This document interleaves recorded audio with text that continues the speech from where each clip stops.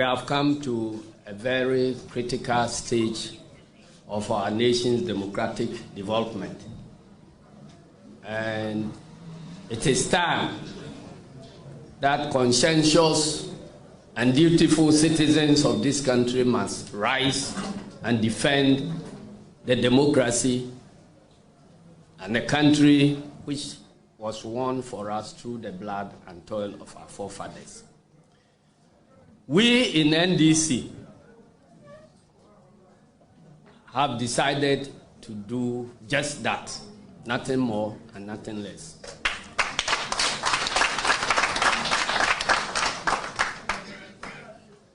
I don't need to go to the antecedents to the now infamous 2020 general elections.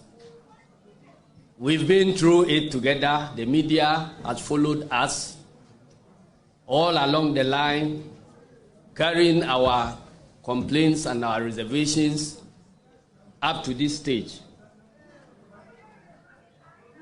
Yesterday, just around this time, the Electoral Commission, we picked information that the Electoral Commission was about to declare results when we were fully convinced that they didn't have any results to declare and that they were going to fabricate results and feed the nation to those fabrications. We put together a petition to the Commission expressing our reservations and asking them to call for a meeting at which we could all resolve the outstanding issues to pave way for the declaration of a result that will be acceptable to everybody. Ladies and gentlemen, to our utter dismay, they refused our petition. In submitting the petition, we were emboldened by precedents. And the precedent was that was established in the 2008 elections, where MPP,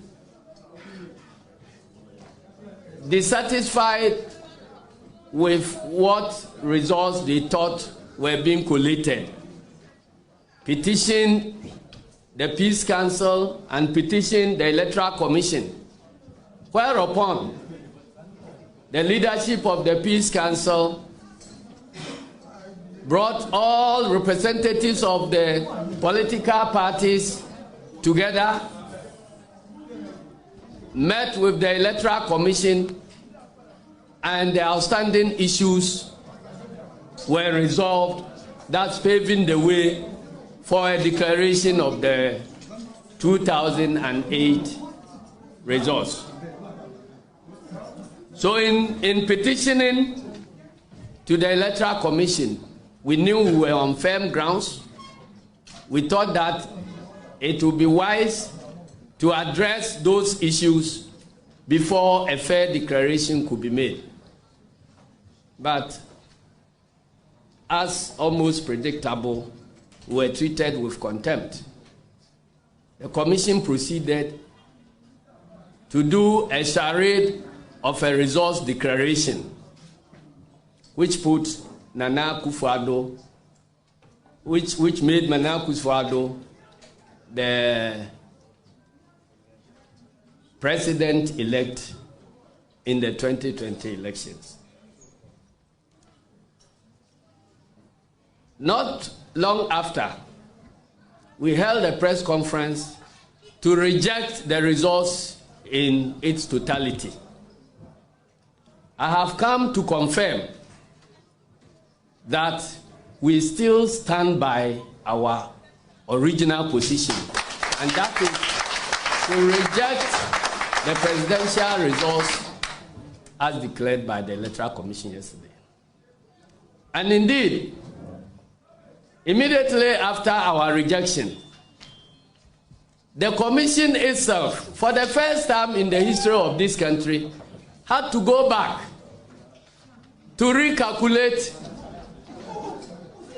the results and have since brought figures to contradict their earlier declaration, which they claimed to be the final declaration. So let's ask ourselves, of what value was either the initial declaration or the follow-up declaration? Which of the results should we place value on? The truth of the matter is that none of the two represent the reality. And we want to send notice to them that presidential election results are declared at the polling station, and the primary document is the pink sheet. And if they doubt our resolve, let them know that we have our pink sheets ready. Thank you. We are aware of efforts by the national security to belatedly go around to try and manufacture pink sheets to suit the answers that have already been given. And this is not my first time of saying that Electoral Commission always supplies answers before looking for a formula. That is what they have just done. They have announced the results, and by their own computations, you realize that the sum total of the figures they themselves have given are not consistent with the 100% they have indicated. And they mentioned one significant precedent, which they failed to live by. He spoke about what happened in 2008 with respect to time. And to refresh your memories, ladies and gentlemen,